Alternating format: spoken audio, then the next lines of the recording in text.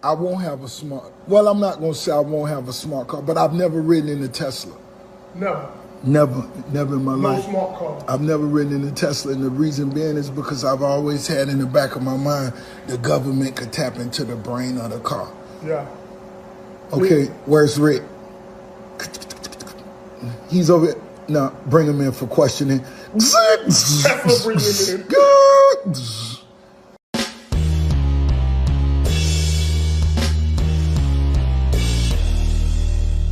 How's everybody doing? My name is Anthony Brian Logan, and today we got to talk about Ford filing for a patent that could automatically repossess your vehicle.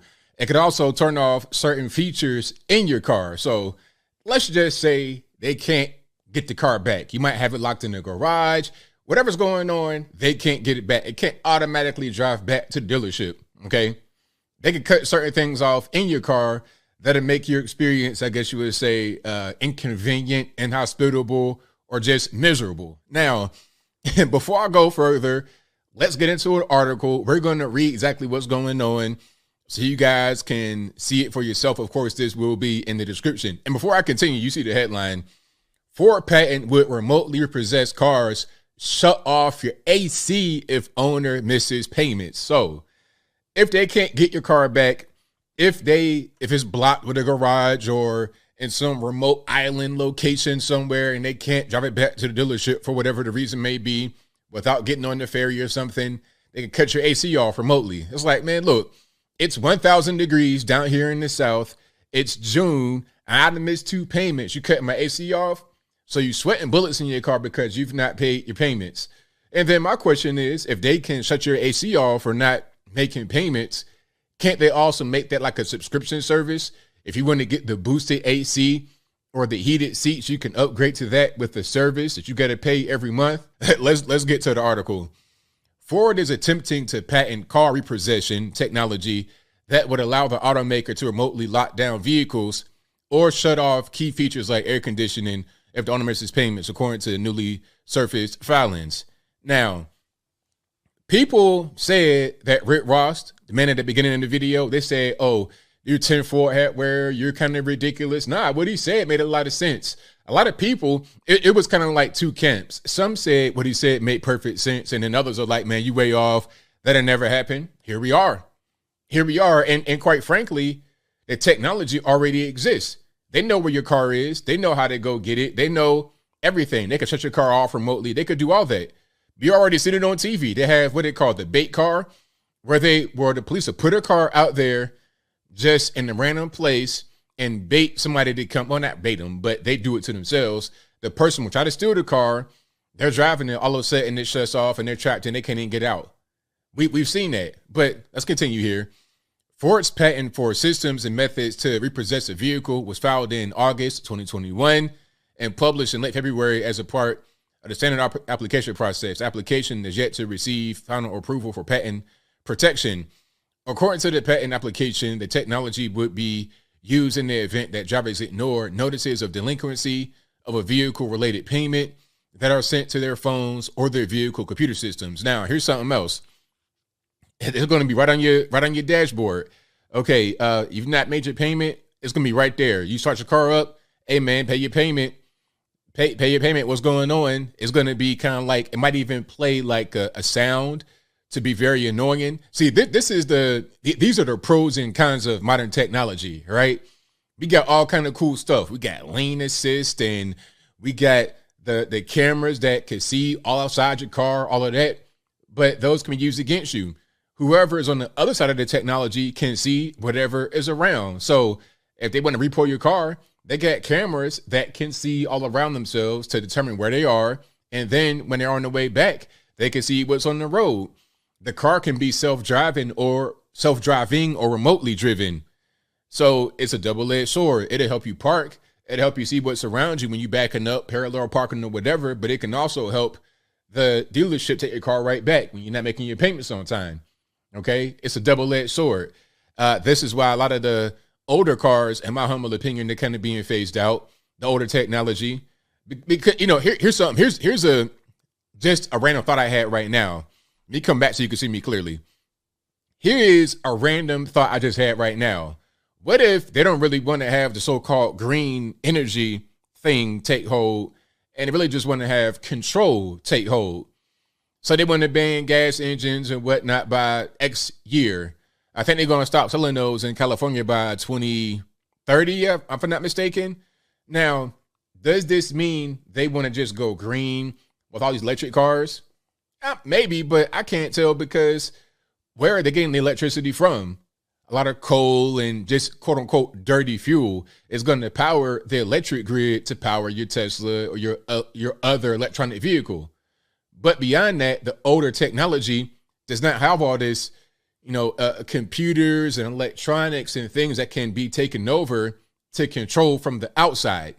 You see, if I'm driving a classic car from 1960, there's no computer technology in there. If it still runs and I can still move, I'm good. Like you go to Cuba, they got all them old cars and they still drive. How are you really going to control that remotely? But a brand new car, like even the gas engine car, can be controlled remotely. So they could do whatever they want. So you have less autonomy over your life. But let's go back to the article and see if I missed anything here. So hold on. Disabling such components. Oh, so cruise control, automated window and seat controls, air conditioning, remote key fobs, and automated door locking systems are among the features that could be disabled through the technology. So your key fob won't work, your windows won't work. And here's something else. Let's say you want to get in your car and drive, and you wanted by the police.